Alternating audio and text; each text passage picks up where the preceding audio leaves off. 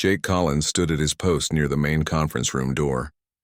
His black uniform was clean and pressed, but he felt out of place among all the important people walking past him. 3 days ago, he had been a simple security guard at a space station. Now he was on the most important ship in human space. The Liberty's Edge was not the biggest ship Jake had ever seen, but it was certainly the fanciest. Every wall shined like new metal. The floors were so clean he could see his reflection. Important people in expensive clothes walked through the halls talking in quiet voices about things Jake did not understand. Jake came from a small town in Texas. His father had been a rancher, and his grandfather before him. Jake knew about taking care of animals and fixing broken fences. He knew about watching the sky for storms and feeling when something was wrong with the cattle.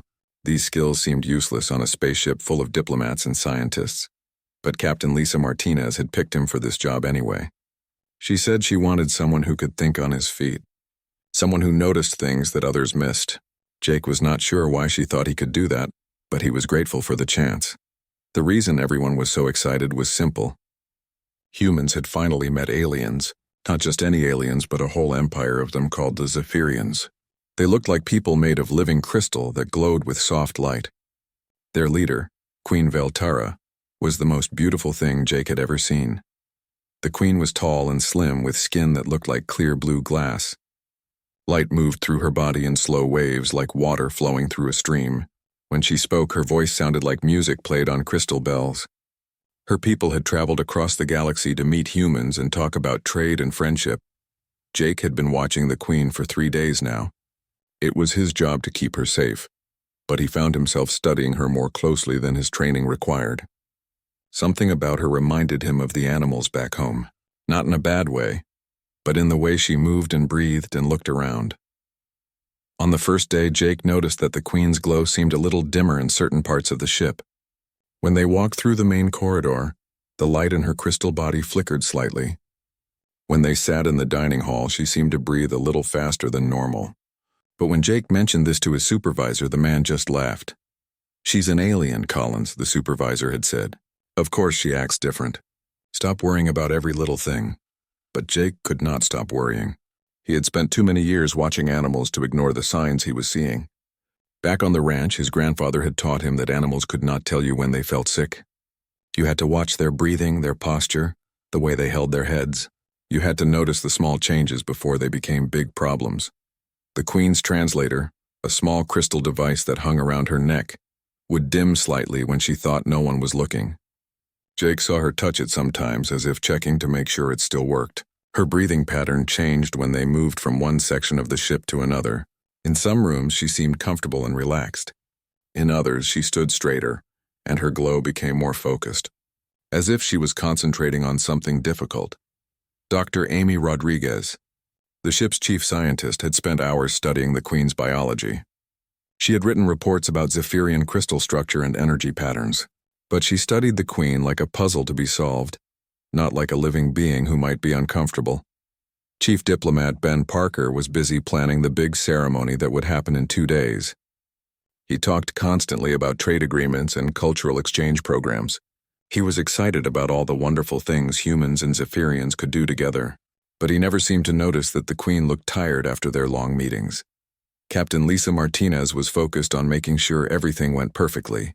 She checked and double-checked every detail of the ship's operations. She wanted the Zephyrians to see humans at their best, but she was so busy managing the big picture that she missed the small details that worried Jake. Jake tried to convince himself that he was seeing things that were not there. Maybe alien behavior was just different from what he knew. Maybe the queen was perfectly fine and he was worrying for nothing, but every instinct he had developed over years of ranch work told him something was wrong. On the 3rd day, Jake decided to test his theory. During the morning meeting, he watched carefully as the queen entered the conference room.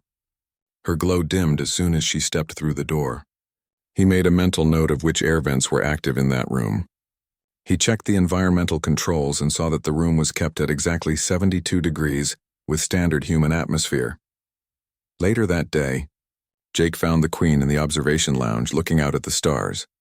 This room had different air circulation and her glow seemed stronger here. When she turned to acknowledge his presence with a polite nod, her crystal body sparkled with more light than he had seen since she first came aboard. Jake knew he should report his observations to someone. But who would believe him? He was just a security guard from a farming town. These people were experts in diplomacy and alien contact. They had studied for years to prepare for this moment.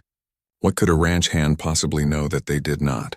But as Jake watched the Queen return to her quarters that evening, moving slower than she had that morning, he made a decision. He would keep watching and keep taking notes. If something was really wrong, maybe he could figure out what it was before it became a serious problem.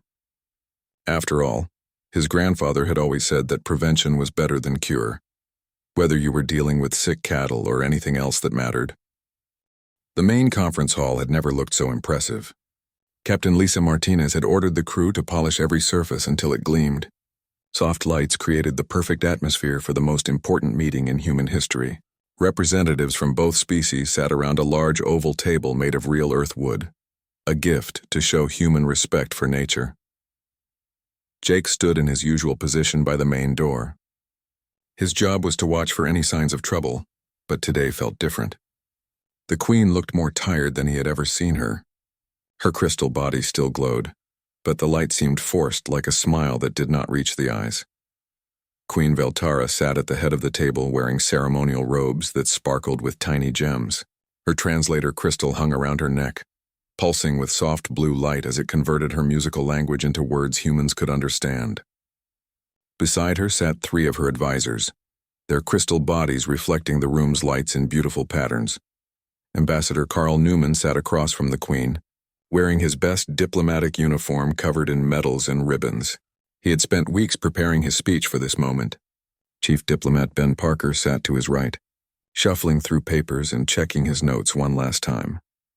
Dr. Amy Rodriguez had her electronic tablet ready to record every word and gesture for the history books.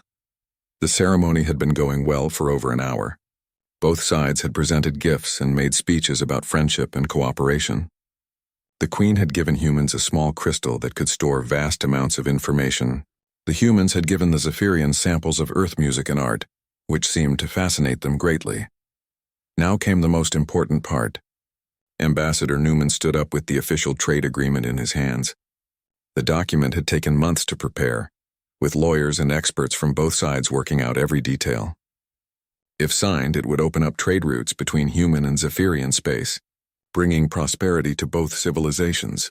Your Majesty, Newman began, his voice formal and proud. It is my great honor to present this agreement between our peoples. May it be the foundation of a friendship that lasts for generations. Queen Veltara stood gracefully to receive the documents. Jake noticed that she moved more slowly than usual, and her glow flickered for just a moment. But she smiled and began to speak in her musical language. The translator crystal pulsed as it converted her words. People of Earth, her translated voice said, this agreement represents hope for both our species. We have much to learn from each other, and much to gain through cooperation. She reached for the special pen that would mark her signature, a device designed to work with her crystal physiology. Jake watched carefully as she leaned forward over the table. Her breathing seemed shallow, and the light in her body was definitely dimmer than it had been an hour ago. We pledge our friendship and our commitment to peaceful trade, the Queen continued, but as she spoke those words, something went wrong. Her hand, reaching for the pen, began to shake. The crystal translator around her neck flickered like a dying light bulb. Queen Veltara's eyes went wide with surprise and fear. She tried to say something, but no words came out. Her legs gave way beneath her, and she collapsed onto the conference table with a sound like breaking glass. The reaction was immediate and terrible. The Queen's 3 advisors leaped to their feet, their harmonious voices joining in a wailing cry that made the windows vibrate. The sound was unlike anything Jake had ever heard, a mixture of grief and rage that sent chills down his spine. Ambassador Newman stepped backward in shock, knocking over his chair. What happened? He shouted. What's wrong with her? The Zephyrian guards who had been waiting outside rushed into the room. Their crystal bodies blazed with angry red light, and Jake could see energy weapons forming in their hands. They surrounded their fallen queen, speaking rapidly in their musical language, but their tone was anything but musical now. Captain Martinez activated the ship's emergency protocol. Red lights flashed in the corridors, and blast doors sealed automatically. Medical team to conference room 1, she announced over the intercom. Security alert level 5. Dr. Rodriguez rushed to the Queen's side with her medical scanner, but the device was designed for human biology. It beeped and flashed error messages as she tried to get readings from the Queen's crystal body. I can't get any coherent data, she said, her voice shaking. Her physiology is too different from ours. Security Chief Kate Torres burst into the room with 6 armed guards. She saw the Zephyrian weapons and immediately ordered her people to take defensive positions. The conference room became a standoff with humans and aliens facing each other across the fallen Queen's body. Stand down, Torres shouted to the Zephyrians, but they either could not understand or chose to ignore her. Their leader, a tall warrior with scars etched into his crystal skin, pointed his weapon directly at Ambassador Newman. You have killed our queen, the warrior said through his own translator. His voice was full of pain and fury. This is an act of war. We didn't do anything. Newman protested. She just collapsed. We're trying to help her. But the Zephyrian warriors were not listening to reason. They formed a protective circle around their queen, weapons raised and ready to fire. The humans took cover behind overturned chairs and tables, their own weapons drawn but not aimed. Nobody wanted to start a shooting war in a room with a dying alien monarch. Medical officer Tony Blake arrived with emergency equipment, but like Dr. Rodriguez, he found his instruments useless against Zephyrian physiology. The Queen lay motionless on the table, her crystal body barely glowing now like a candle about to go out. Jake watched all of this chaos unfold, his mind racing. While everyone else was shouting and panicking, he was thinking about the past 3 days. The Queen's dimming glow in certain rooms, her changed breathing patterns, the way she seemed uncomfortable in some areas of the ship but fine in others. This was not an attack or an assassination. Jake was sure of that. This was something else, something that reminded him of problems he had seen before on the ranch. Animals that got sick not from poison or violence, but from their environment, from breathing the wrong air or eating the wrong food or being in the wrong place for too long. The Queen was dying, and Jake thought he might know why. But how could he convince anyone to listen to a simple guard when diplomats and doctors were already failing? The conference room had become a battlefield of words and fear.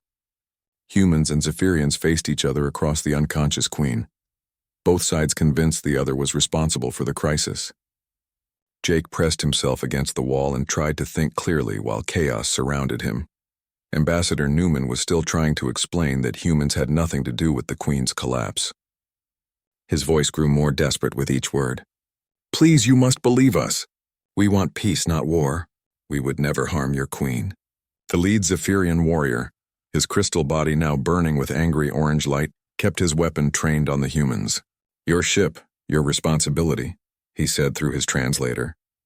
Our Queen was healthy when she arrived. Now she dies. You will answer for this. Captain Martinez tried to take control of the situation. Everyone needs to calm down, she ordered. We need to focus on helping the Queen, not on pointing fingers. But her words had little effect.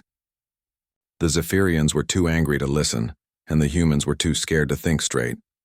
Dr. Rodriguez continued to wave her scanner over the Queen's still form, but the readings made no sense. Her energy patterns are completely different from anything in our database, she said. I don't even know if she's alive or dead by our standards. Medical officer Tony Blake had brought every piece of equipment he could carry, but none of it was designed for crystal-based life forms. Heart monitors showed nothing. Brain scanners detected no activity. Breathing sensors could not figure out how Zephyrian physiology worked. Jake closed his eyes and tried to block out the shouting. He thought about his grandfather's ranch back in Texas. He remembered being 8 years old, following the old man around as he checked on the cattle. His grandfather had taught him to watch and listen, not just to the animals but to everything around them.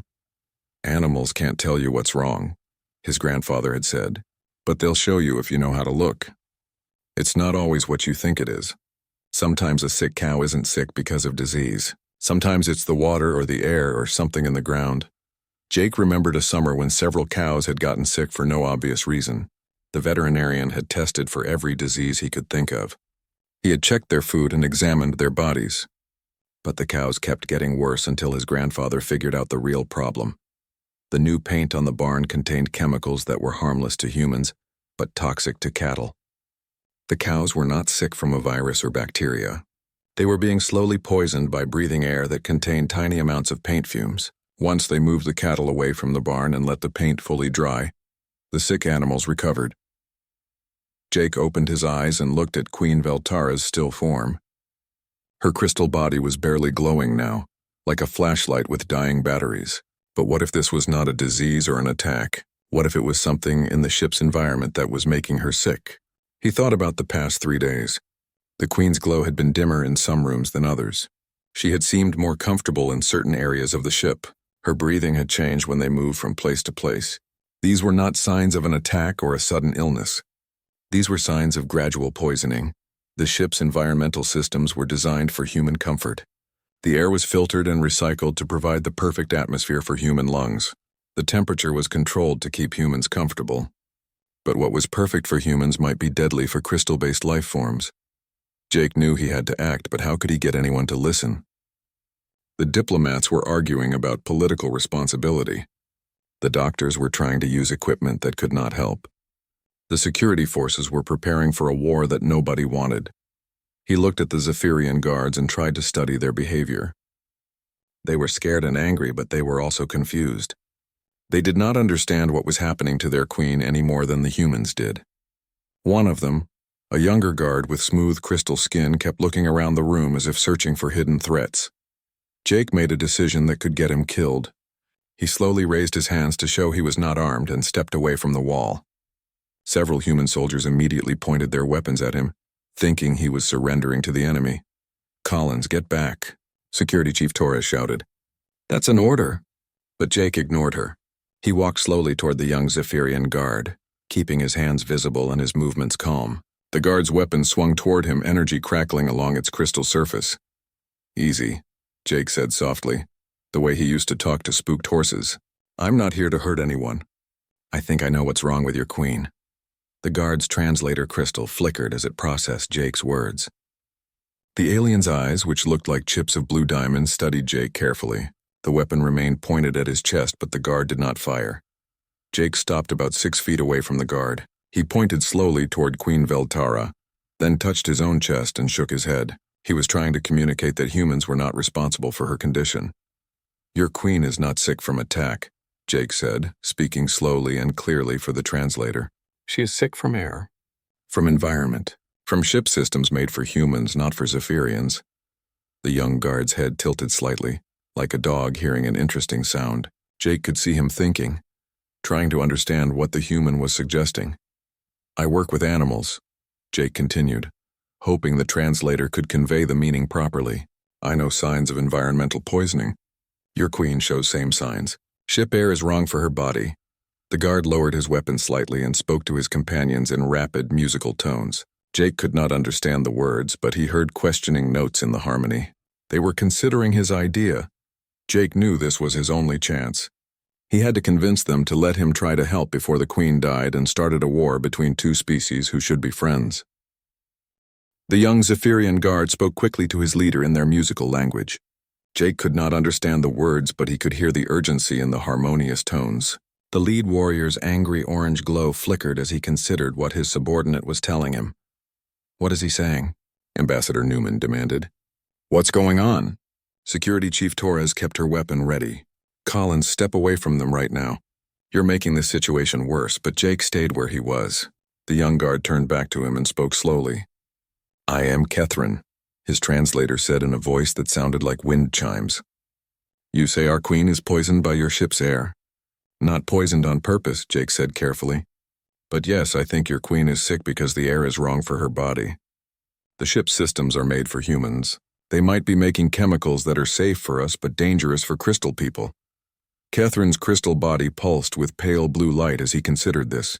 He looked at his queen, who was growing dimmer by the minute. Then he looked back at Jake. "You can fix this?" "I don't know," Jake admitted. "But I can try. I need to look at the environmental controls. I need to see what's in the air that might be hurting her." The lead warrior said something sharp in Zephyrian. Catherine responded with respectful but firm tones. They were having an argument, Jake realized. The young guard was trying to convince his leader to trust a human. Dr. Rodriguez looked up from her useless scanners. "What's he talking about?" Environmental poisoning?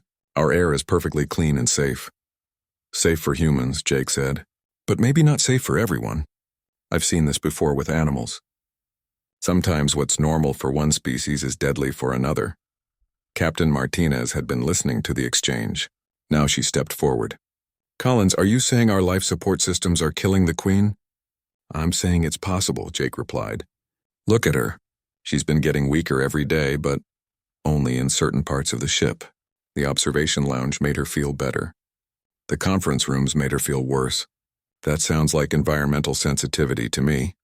Catherine was still arguing with his leader. Finally, the older warrior made a decision. He spoke a few words that made all the other Zephyrian guards lower their weapons slightly. Catherine will go with you to examine your air systems, the lead warrior announced through his translator. If you are trying to deceive us, you will die. If you can save our queen, we will remember this debt forever. Jake nodded. Fair enough. But we need to hurry. If I'm right, she's getting worse every minute we wait. Captain Martinez looked like she wanted to argue, but one glance at the dying queen changed her mind. Lisa Cooper to Conference Room 1, she announced into her communicator. Emergency environmental analysis requested. Lisa Cooper, the ship's chief engineer, arrived within minutes. She was a small woman with grease-stained coveralls and hands that never stopped moving. When she saw the situation in the conference room, her eyes went wide. Captain, what do you need? She asked. Collins thinks our life support systems might be poisoning the Queen, Martinez explained. Can you check the atmospheric composition in this room?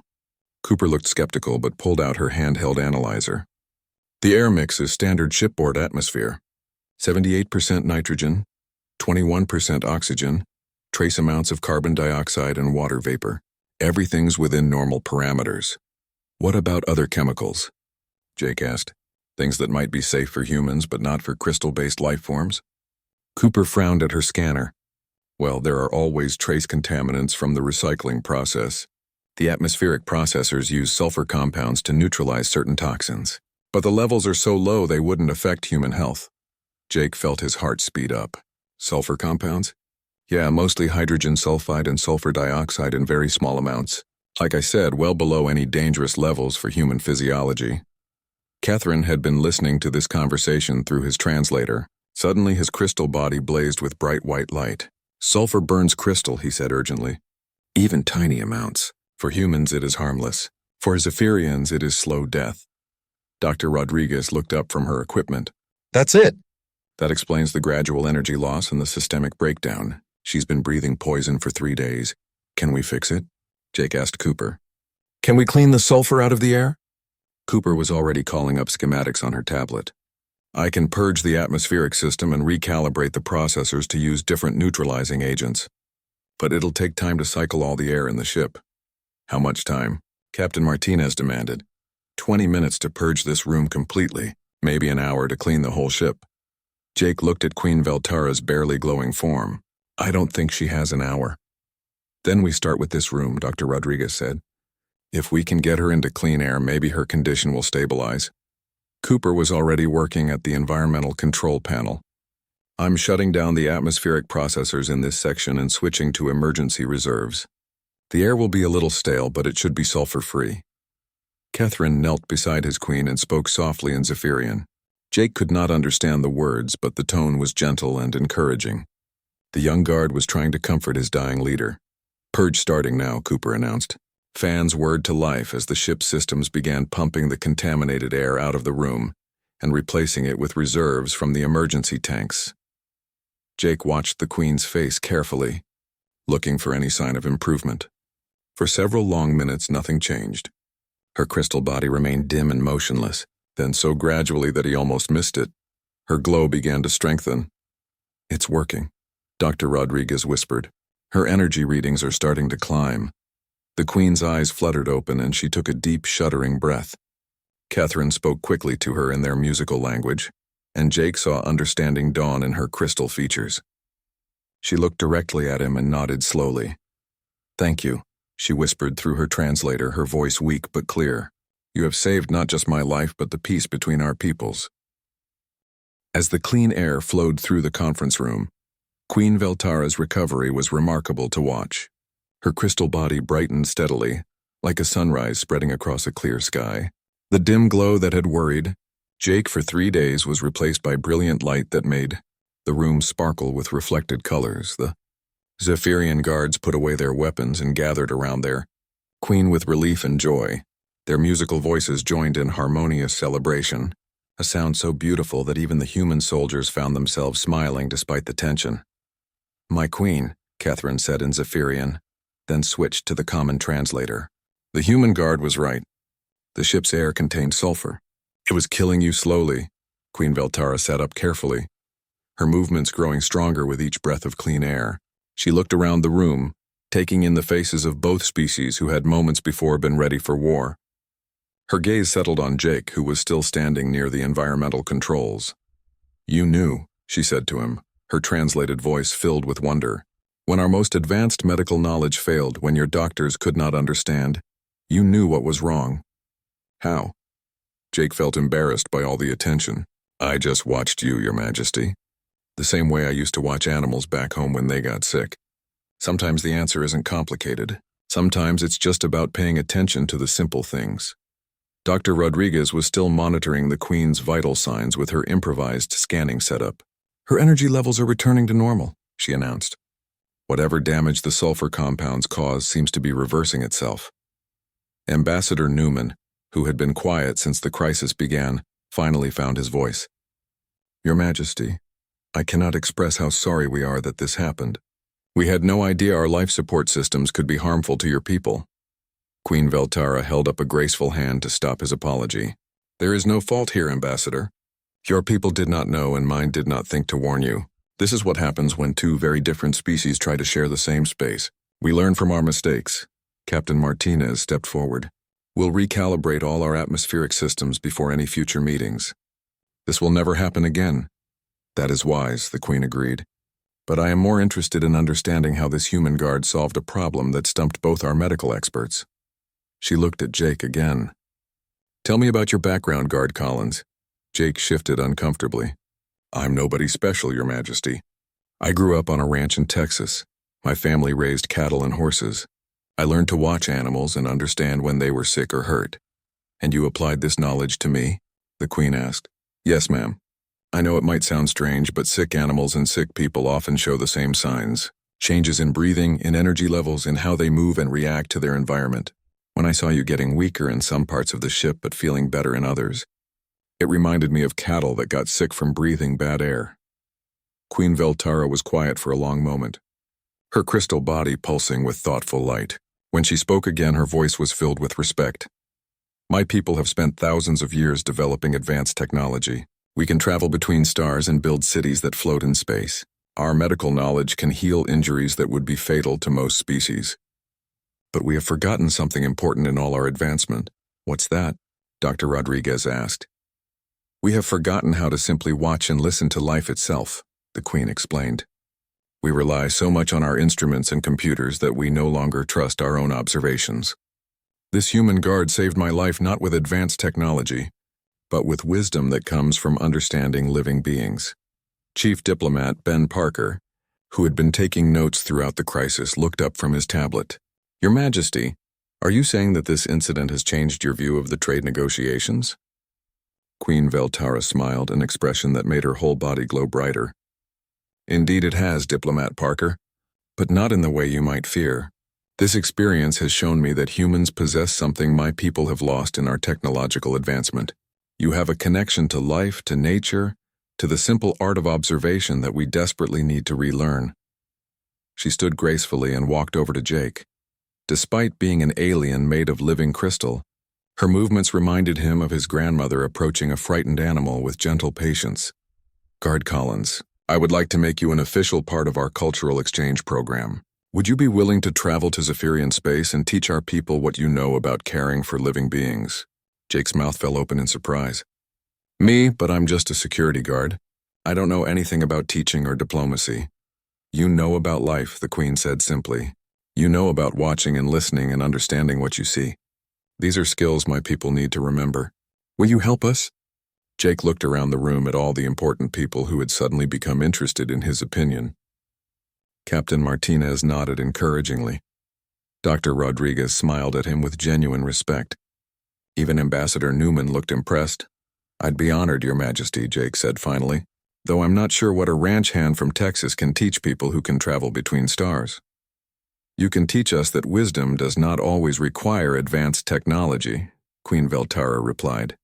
"You can teach us that sometimes the most important knowledge comes from the heart and from experience with life itself."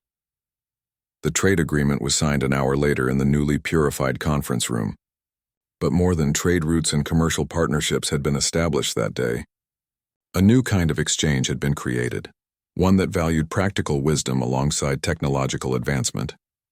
As the ceremony concluded, Jake realized that his simple background had not made him unsuitable for this important mission. It had made him exactly the right person to be there when both species needed someone who understood that the simplest solutions were often the best ones. The Queen's words would stay with him forever. Sometimes the most advanced technology in the galaxy could not replace the ancient human skill of simply caring enough to pay attention